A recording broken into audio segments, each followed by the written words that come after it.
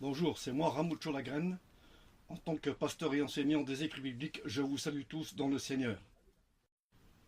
Ce message en audio que vous allez écouter relate brièvement une durée de mon ministère avant de démissionner de la mission Vie Lumière en 98 à Gien à cause du président Jimmy.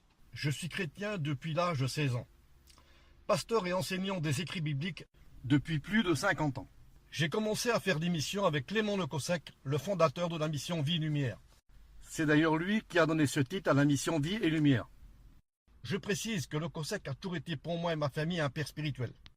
Et cela dans tous les domaines. Le Cossec a été un homme de Dieu complet, aussi bien dans le domaine du courage, à travailler pour le salut des âmes, que dans le domaine de l'humilité, dans le service qu'il a mené à bien. Je remercie Dieu d'avoir travaillé à ses côtés.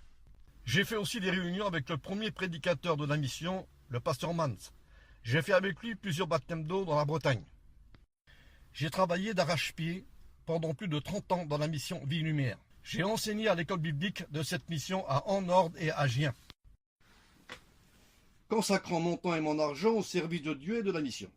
J'ai acheté par mes propres deniers plusieurs tentes et aussi un chapiteau, avec lequel j'ai fait de nombreuses missions et retraites spirituelles. L'argent que l'on récoltait chaque dimanche au culte était compté et mis de côté par Tarzan Lamberger. Pendant des dizaines d'années, Tarzan a remis à Sagné des sommes importantes d'argent allant de 5 millions à 10 millions. C'est lui qui remettait après chaque tournée les offrandes à Sagné. Je dis la vérité, devant Dieu je ne mens pas, le frère Tarzan est toujours en vie, tout le monde peut se renseigner. Jamais cet argent n'a été employé pour nos frais de déplacement, pour chercher des places, pour y monter le chapiteau et mettre les caravanes. Souvent de fois, nous étions réunis à plus de 500 à 1000 caravanes. Et cela jusqu'à l'année 1998, où j'ai été obligé de démissionner de ma responsabilité de membre du conseil de la direction de cette mission. J'ai dû aussi arrêter les cours bibliques. Le motif de ma démission est dû à cause du président Jimmy qui m'avait convoqué dans son bureau à 4 heures de l'après-midi, dont plusieurs pasteurs étaient présents. Lorsque je suis entré, Jimmy s'est levé de son fauteuil, tout en colère, en me disant « Est-il vrai que tu as cité le texte de Matthieu 24 où il est question de l'avènement de Jésus ?» et que tu aurais dit aux étudiants que ceux qui seraient pris ce jour-là seraient les chrétiens de l'Église. Et je lui ai répondu par l'affirmative que je l'avais dit. C'est alors que Jimmy s'est levé de son fauteuil en s'approchant de moi pour me dire « Tu n'as pas le droit de citer les chapitres et les versets qui parlent de l'avènement de Jésus et de l'enlèvement de l'Église. Je t'interdis. » Ce jour-là, Jimmy m'a mis des coups de paume de main dans la poitrine, en me poussant très fort jusqu'à la porte. Il a fallu que je me tienne sur les bâtons de la porte pour ne pas faire une chute. Et en me disant « Tu es comme le Cossec ».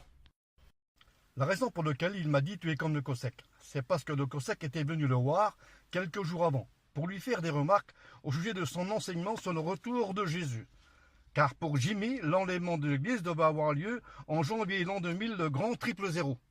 J'ai essayé de le calmer et finalement il s'est rassis. C'est alors que je lui ai demandé une en-tête de la mission sur laquelle tous les noms des responsables étaient écrits.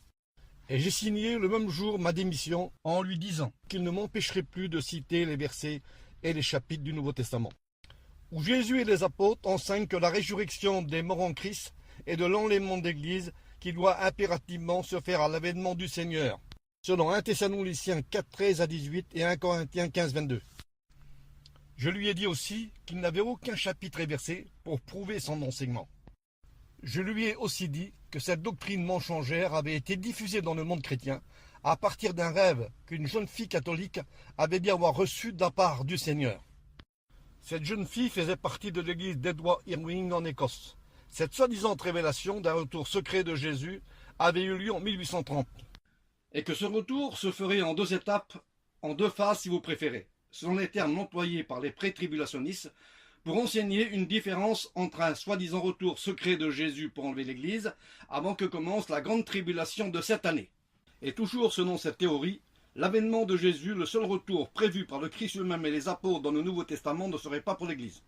Il faut souligner que seul l'avènement de Jésus est détaillé par plus de 300 versets à titre de preuve pour décrire un seul retour de Jésus dans tout le Nouveau Testament. Un pour enlever l'Église et ressusciter les morts en Christ. Le fameux retour secret de Jésus pour enlever l'Église n'est mentionné nulle part dans les Écritures. Cela est évident puisque ce retour imaginaire est né d'un rêve d'une jeune fille catholique qui avait dit avoir reçu par Dieu que le retour de Jésus se ferait en 2 phases, en 2 étapes. Dans l'un serait secret pour enlever l'Église, et la deuxième phase de ce retour imaginé par la théorie serait l'avènement de Jésus, mais où l'Église ne serait pas concernée pour ce retour glorieux. Or, Jésus et les apôtres enseignent tout le contraire à la théorie de Darby et de Scofield. La preuve en est, c'est que la doctrine de la résurrection des morts en Christ et de l'enlèvement d'Église doit avoir impérativement lieu à l'avènement de Jésus. Preuve biblique. 1 Corinthiens 15, 22 nous dit ceci, Christ est ressuscité des morts le premier, puis ceux qui appartiennent à Christ lors de son avènement, qui est la parousie, le seul retour visible de Jésus. Paul déclare dans 1 Thessaloniciens 4, 13 à 18 que le Seigneur lui-même descendra du ciel. Le texte est précis sur la question, le Seigneur lui-même. C'est une certitude de Paul. Cette déclaration de Paul est donc basée sur les paroles de Jésus lui-même. En effet, Jésus déclare que son retour sera visible pour tous les habitants de la terre. Matthieu 24, 30 dit ceci, « Alors le Fils de l'homme paraîtra dans le ciel, et toutes les tribus de la terre se lamenteront, et elles verront le Fils de l'homme venant sur les nuées du ciel avec puissance et une grande gloire. » Et c'est à ce moment tant attendu par l'Église que la trompette de Dieu sonnera, ainsi que le rassemblement des élus l'Église. Pour ce qui concerne une tribulation de cette année, serait pour la théorie des pré-tribulationnistes la 70e semaine de Daniel. Les dispensationalistes ont reporté cette 70e semaine dans le futur. Cette 70e semaine marque un temps de 7 années, qui devait se terminer en janvier l'an 2000. On peut l'appeler le grand triple zéro. Les 70 semaines de Daniel égalent un temps de 490 ans.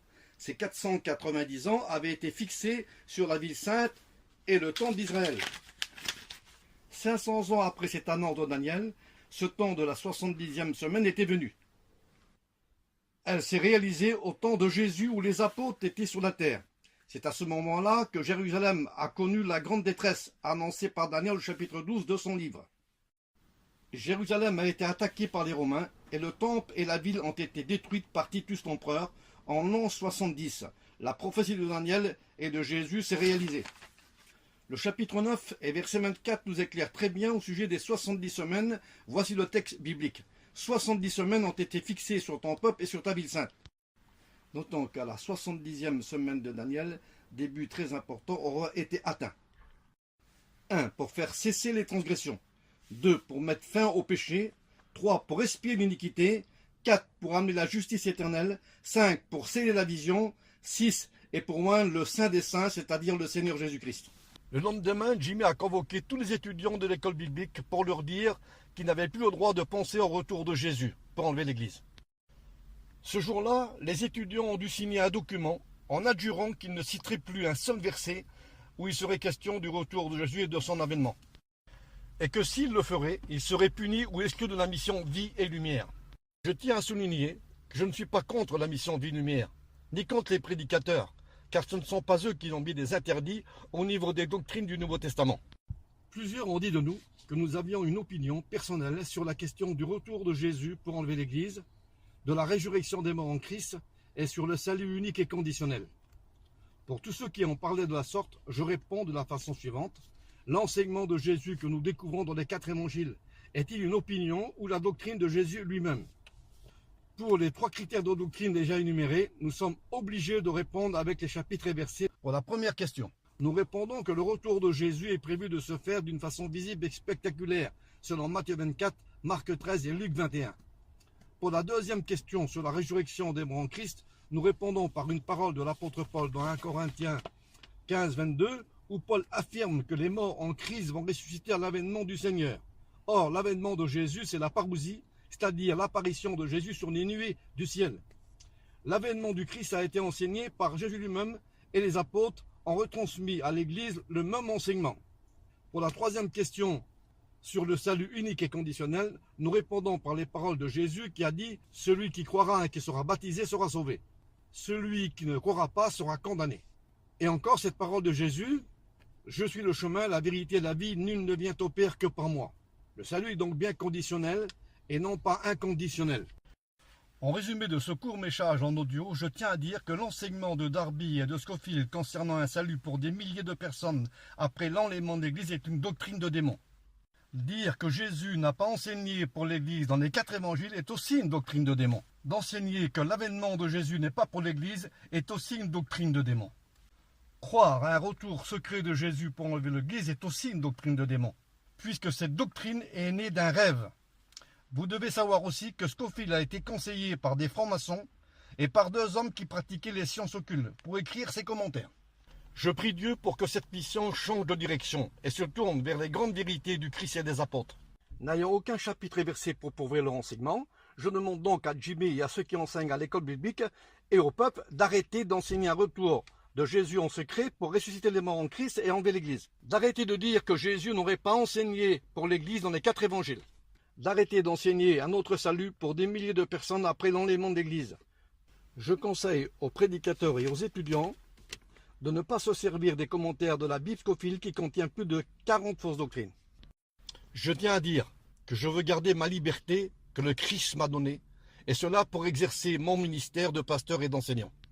Depuis ma démission en 1998, je n'ai pas cessé de faire des réunions et d'écrire plusieurs livres bibliques qui ont été mis sur Internet.